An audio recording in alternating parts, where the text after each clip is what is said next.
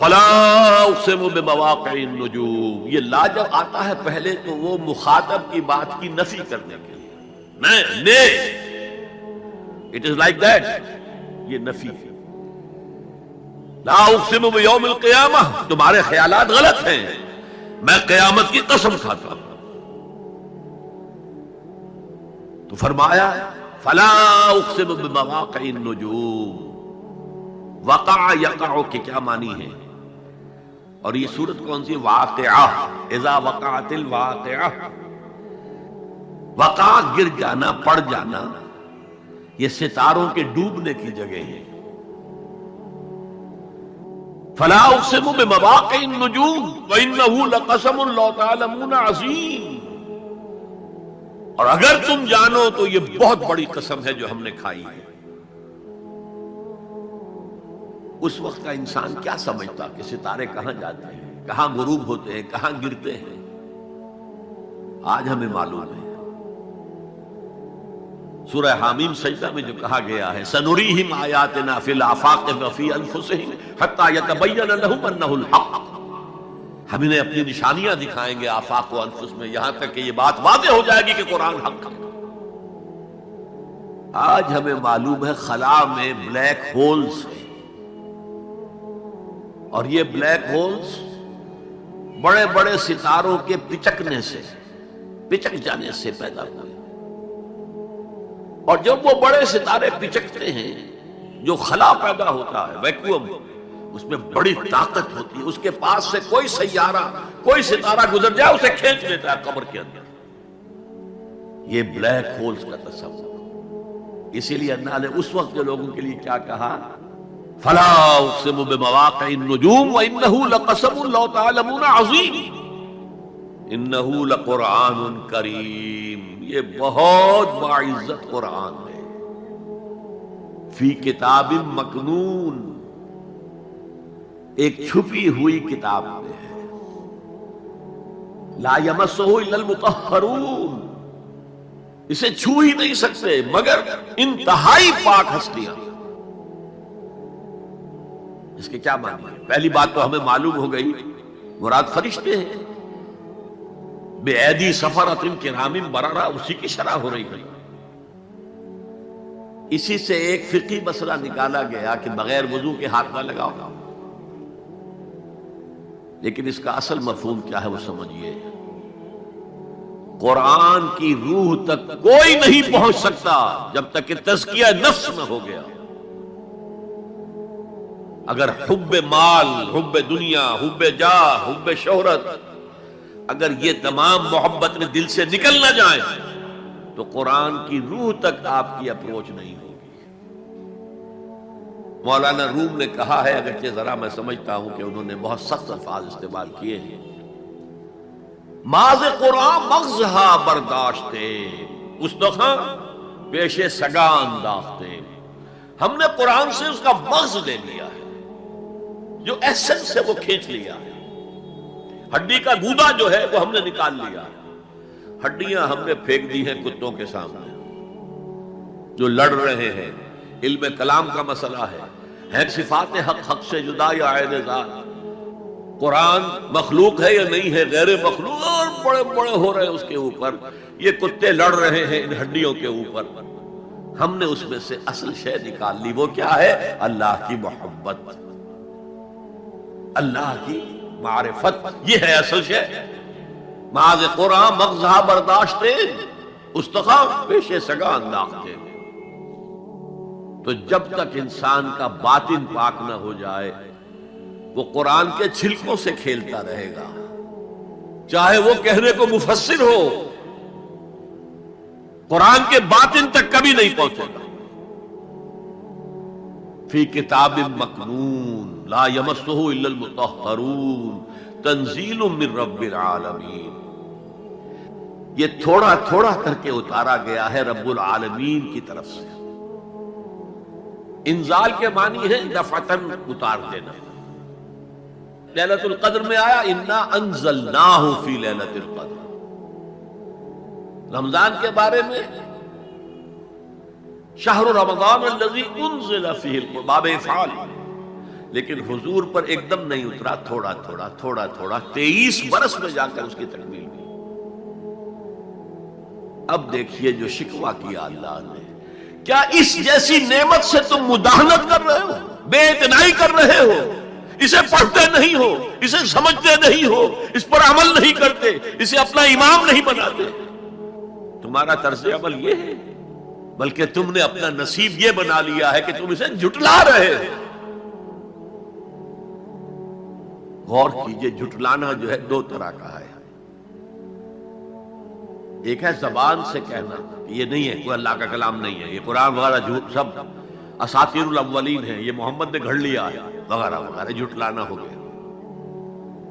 ایک جھٹلانا ہے عمل سے جھٹلانا، مان تو لیا اللہ کا کلام ہے لیکن اس کی حرام کردہ شے کو اپنے لیے حلال کیا ہوا۔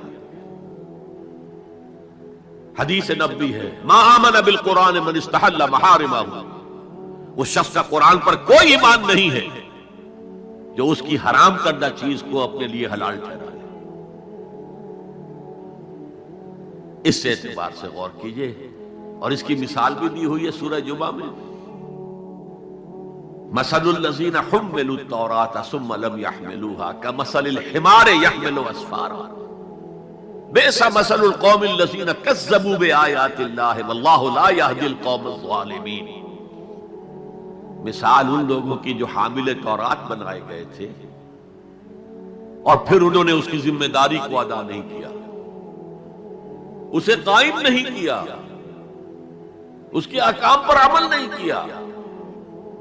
جیسے فرمایا ہے سورہ اعراف میں، قل یا اہل الکتاب، کہہ دیجئے اے نبی صلی اللہ علیہ وسلم، اے کتاب والو، لستم علی شیء حتی تقیموا التوراۃ والانجیل وما انزل الیکم من ربکم، تمہاری کوئی حیثیت ہماری نگاہ میں نہیں ہے، تمہارا منہ نہیں ہے کہ ہم سے دعا کرو جب تک کہ تم تورات اور انجیل کو اور جو کچھ نازل کیا گیا تمہاری طرف اسے قائم نہیں کرتے۔ آج اللہ ہماری دعائیں نہیں سنتا، 30 لاکھ جا کر حج کرتے ہیں، دنیا کے حالات میں کوئی ذرہ برابر فرق آتا ہے؟ اول تو حرام کی کمائی سے حج ہو رہا ہے، تو حج ہے ہی نہیں سرے سے۔ جو کچھ کرتے گئے تھے سودی کاروبار وہی آ کر دوبارہ شروع کر دیا، سرکاری ملازمت تو جو رشوت پہلے لے رہے تھے اس کے بعد آ کر شروع کر دیا۔ یہ کیا ہے؟ یہ تکذیب بالعمل ہے، جھٹلانا ہے۔ تم نے اپنا نصیب یہ بنا لیا ہے کہ تم قرآن کو جھٹلا رہے ہو، جیسے کہ انہوں نے جھٹلایا تھا۔ مثل الذین حملوا التوراۃ ثم لم يحملوها كمثل الحمار يحمل اسفارا، ان کی مثال ان گدھوں کی سی ہے جن پر کتابوں کا بوجھ لاد دیا گیا۔ مکالمات فلاطن، گٹھڑی باندھ کر گدھے کے اوپر رکھ دیجئے تو کیا وہ واقعی منطقی اور فلسفی بن جائے گا؟ یہ مثال اللہ دے رہا ہے۔ اور یہ مثال کیوں دی گئی ہے؟ اس آئینے میں ہمیں ہماری تصویر دکھائی گئی ہے۔ تم اگر قرآن کا حق ادا نہیں کر رہے تو تمہاری مثال وہی ہے جو یہود کی تھی۔ بئس مثل القوم الذین کذبوا بآیات اللہ، بری مثال ہے اس قوم کی جس نے اللہ کی آیات کو جھٹلایا۔ تو زبان سے تو یہودیوں نے کبھی نہیں جھٹلایا تورات کو، عمل سے جھٹلایا ہے۔ یہ وہ 5 مقامات ہیں جن میں اللہ تعالیٰ نے خود اپنے کلام کی ثنا بیان کی ہے، تعریف کی ہے، اس کی عظمت کو بیان کیا۔ اب میں آپ کے سامنے ایک حدیث رکھنا چاہتا ہوں، حضور نے کیا فرمایا۔ ایک حدیث سنا چکا ہوں آپ کو، عن عثمان بن عفان رضی اللہ تعالی عنہ قال قال رسول اللہ صلی اللہ علیہ وسلم خیرکم من تعلم القرآن وعلمہ، تم میں سے بہترین لوگ وہ ہیں جو قرآن سیکھیں اور سکھائیں۔ یہ حدیث بڑی عجیب ہے، یہ ترمذی میں بھی ہے اور دارمی میں ہے، اور اس کے راوی حضرت علی ہیں رضی اللہ تعالی عنہ۔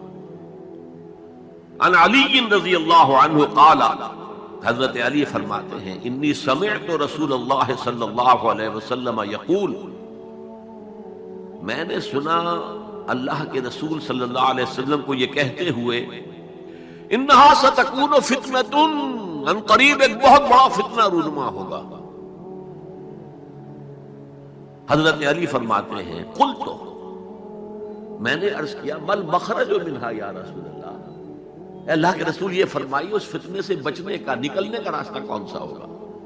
جیسے آپ بڑے بڑے حالوں میں دیکھتے ہیں ایگزٹ، عرب ممالک میں لکھا ہوتا ہے مخرج، اگر کہیں آگ لگ جائے، کہیں دھواں مر جائے تو نکلو، لال جو روشنیاں ہیں ان کے اندر جو نیچے دروازے ہیں ان کی طرف جاؤ، یہ مخرج ہے جان بچانے کے لیے. یہاں ایک لحظہ توقف کر کے ہمارا اور صحابہ کا جو فرق ہے اس کو نوٹ کر لیجئے. اگر ہم ہوتے تو کیا پوچھتے؟ حضور یہ فتنہ کب آئے گا، کدھر سے آئے گا، کیوں آئے گا، کیا ہوگا؟ یہ سارے سوالات کرتے نا جن کا عمل سے کوئی تعلق نہیں، معلومات ہے. حضرت علی نے کچھ نہیں پوچھا، بس آپ نے فرما دیا کہ بہت بڑا فتنہ ہوگا، تو بس ہمیں یہ بتائیے کہ اس سے نکلنے کا راستہ کیا ہے. اب سنیے حضور کی زبان سے قرآن مجید کی مدح. قال کتاب اللہ، فتنوں سے بچانے والی اللہ کی کتاب ہے. فیہ نبأ ما قبلکم، اس میں تم سے پہلے جو تھے ان کی بھی خبریں ہیں.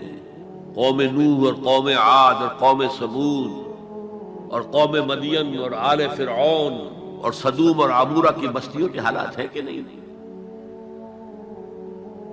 وَخَبَرُ مَا بَعْدَكُمْ، اس میں تمہارے بعد جو آنے والے حالات ہیں وہ بھی درج ہیں.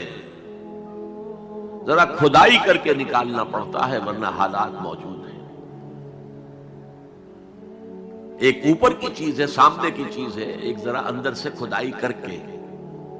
لیکن یہ کہ حضور فرما رہے ہیں خبرو ما بعدکم وحکم ما بینکم، اور جو بھی اختلافات تمہارے درمیان ہوں گے ان کا فیصلہ بھی اس کتاب میں موجود ہے. کاش کہ ہم اپنے مذہبی اختلافات کو رفع کرنے کے لیے قرآن کی طرف رجوع کریں جو حبل اللہ ہے. واعتصموا بحبل اللہ جميعا ولا تفرقوا. تو فرمایا کتاب اللہ فیہ نبأ ما قبلکم وخبر ما بعدکم وحکم ما بینکم. هو الفصل لیس بالحزل، وہ فیصلہ کن کلام ہے، ایسے ہی یابہ گوئی نہیں ہے. یہ قرآن کی آیات ہے. انہ لقول فصل وما هو بالحزل، سورہ تاریخ کے اندر آیا. تاریخ هو الفصل لیس بالحزل من ترکہ من جبار قسمہ اللہ. اگر کوئی جبار شخص اپنی سرکشی میں اس قرآن کو ترک کر دے گا اللہ اسے پیس کر رکھ دے گا.